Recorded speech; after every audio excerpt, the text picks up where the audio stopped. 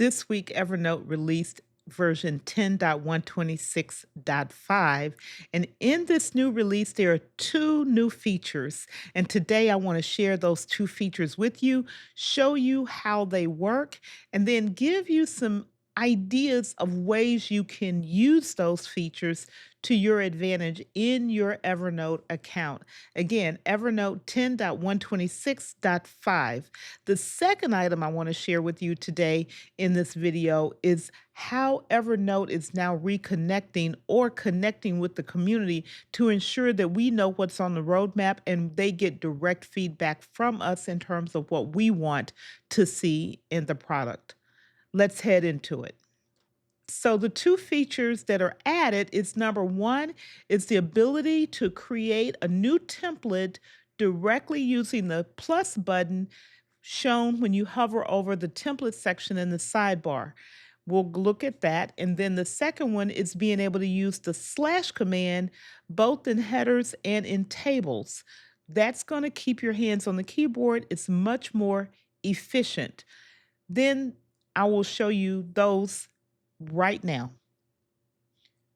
So here we are hovering over the templates button in the sidebar, right here in the sidebar, the templates option. When we hover over it, a plus sign shows up and it says new template. If I click that plus sign, a new note is created, and this is my new template. So whatever I've decided to make this template, that's what I'm going to create right here, right now. Quick way to do it, very convenient. You don't have to pre-create the page and do all of that. Just click a button and it's there.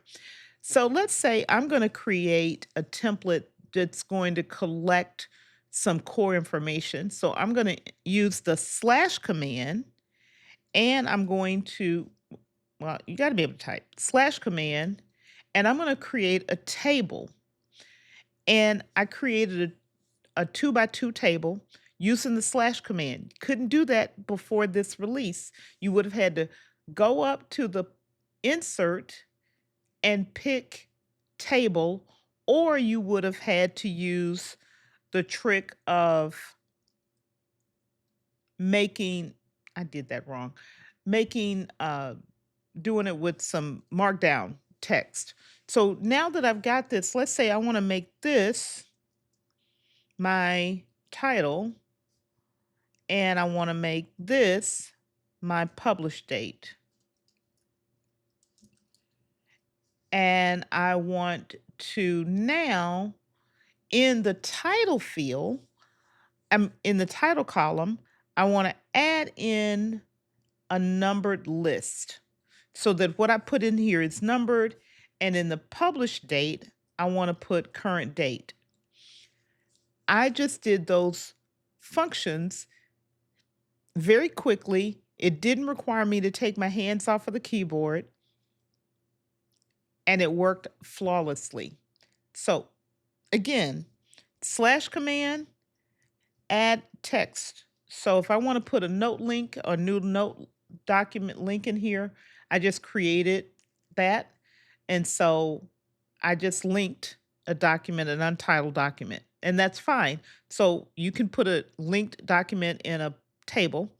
If I want to do something over here and say, I want to now put a bulleted list in this cell, I can.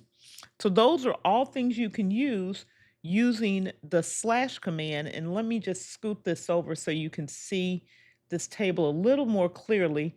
Again, I'm going to go here, use the slash command, and I can put a checklist in,